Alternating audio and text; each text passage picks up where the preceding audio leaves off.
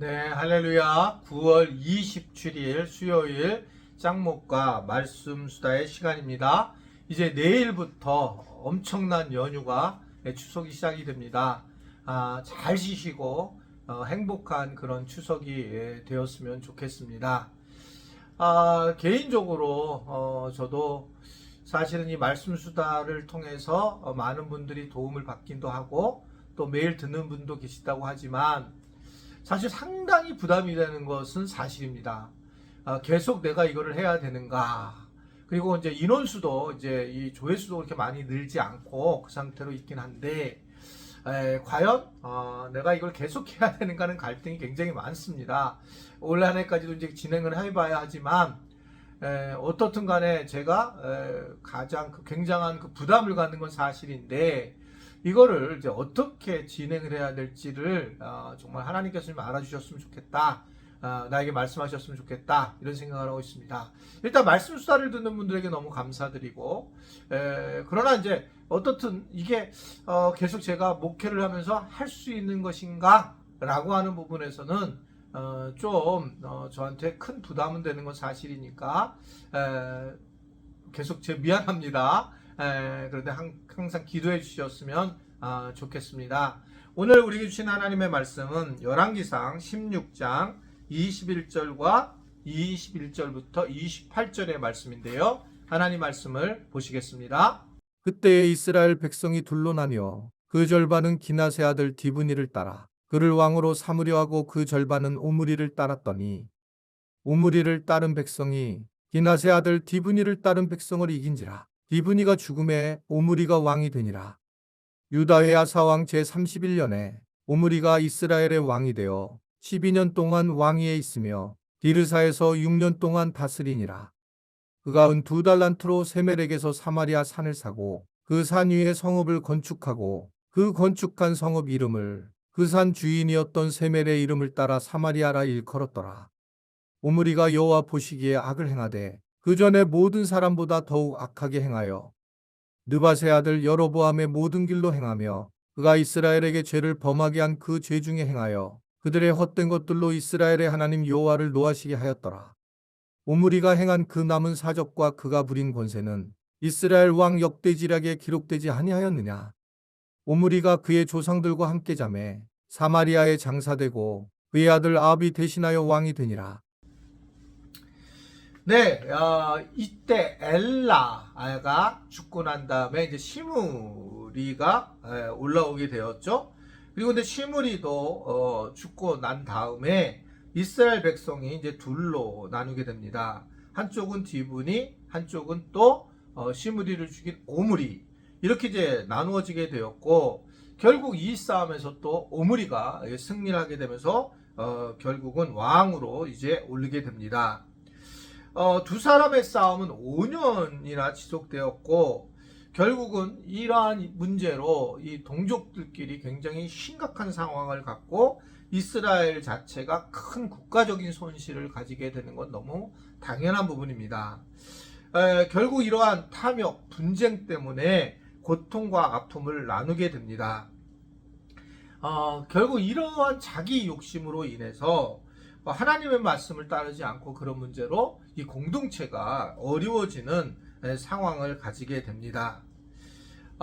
저는 이게 그래서 참 지금도 정치를 보면 내가 너무 힘이 들고, 또 개인적으로 내가 정치를 가능한 우리 교회에서도 안 하고 또는 이렇게 제가 교회 정치를 참여하지 않는 이유도 이 정치를 한다는 거가 너무 고통스러워요. 그러니까 뭐 여당이 얘기하고 야당이 얘기하고 대통령이 얘기하고 또는 뭐 법무부 장관이 얘기하고 뭐 이런 많은 것들이 이야기가 나오게 되고, 뭐 물론 거기에서도 참과 거짓이 보이기도 하는 것도 있지만 그 자체에 보면 다 지금 우리는 삶이, 이 백성들은 삶 자체가 어렵고 지금 뭐 당장 무엇인가 먹을 거리도 제대로 되지 않고, 그리고 뭐 더 나아가서 이런 지금 남북한의 어떤 전쟁 상황이 계속 두려움으로 사로잡혀 있고, 그런데 이념적인 것을 가지고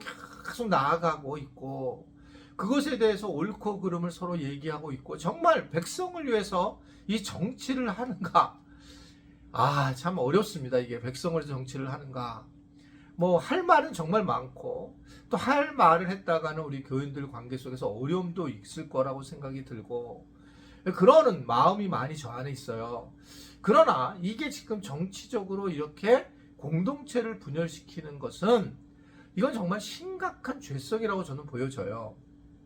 자기 정당을 이용해서 상대방 정당이 공격을 하고 뭐 잼버리가 문제가 있는데 그 전 정권에 대한 문제를 삼고 또 그렇지 않고 이 정권이 문제가 있다고 모든 것을 상대방에게 돌리는 그런 상황에 있는 모습들이 뭐 여나 야나 상관없이 다 참 어렵고 힘든 마음을 주는 건 사실입니다.